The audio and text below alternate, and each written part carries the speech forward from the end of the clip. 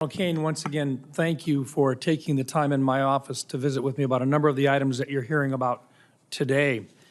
I want to go back specifically to an item that Senator Fisher began talking with you about, and that is with regard to the spectrum and the challenges surrounding it.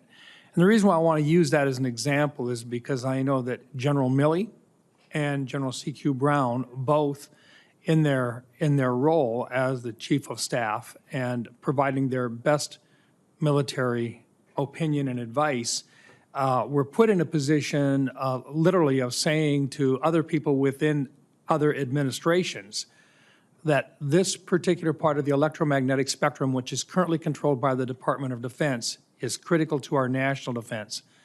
And in fact, over the last several years, I have asked in front of this particular committee well over 24 uniformed officers to specifically discuss the need to maintain control of specific portions of the electronic spectrum.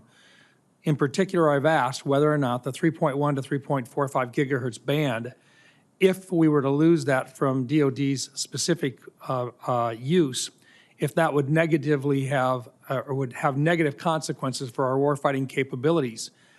And I have had 100% agreement that if we lost that, it would have negative consequences. Would you agree with that assessment?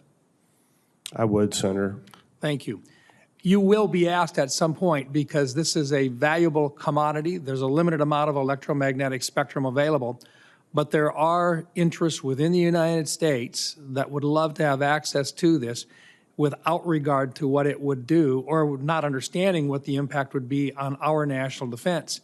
Are you aware that under President Trump's proposed concept of a golden dome or a missile protection system, that a number of the radar systems that would be required to be in effect for that to move forward are found within the 3.1 to 3.45 portions of the spectrum because of their unique physical or physics competencies?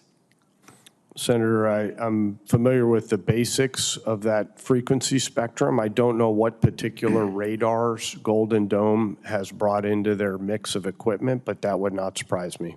Thank you. I just think this is part of the discussion that's been here today has been a concern by the committee that any person that has the role of the chairman of the Joint Chiefs recognize just how serious their role is with regard to providing to a very, very group of powerful individuals the best professional military advice that they can provide, and recognizing that while you don't control the policy that is set, your role, as this committee sees it, is in many cases the last resort to providing the right types of advice that elected leaders have to hear, regardless of whether or not they want to hear it. My understanding, and once again I'll ask you to just confirm it, you recognize that that is your primary responsibility. Senator, I think that's the most important part of this job and the essential part of this job. And if confirmed, you have my commitment that I'll always speak truth to power. Well, I think you'll find that this committee will be very supportive of you in that role. General, the B-21 Raider is one of the most capable military platforms the world has ever seen. It will play a crucial role in any conflict the U.S. faces against a near-peer adversary because of its ability to operate in a highly contested environment. The Air Force has committed to at least 100 B-21s, but given its dual missions of conventional long-range strike and nuclear deterrence, many of us believe that we will need a number closer to 200 bombers. If confirmed, would you be prepared to advocate for more than 100 and perhaps as many as 200 of these platforms if a review of our war plan suggested that that is what required for our operational plans moving forward?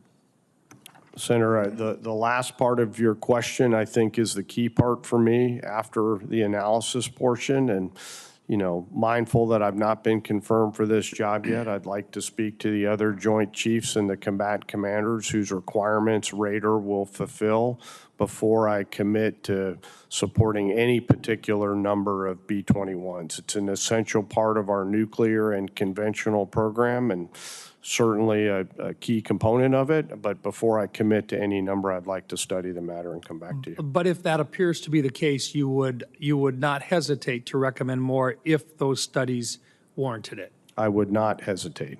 Thank you. Thank you, Mr. Chairman.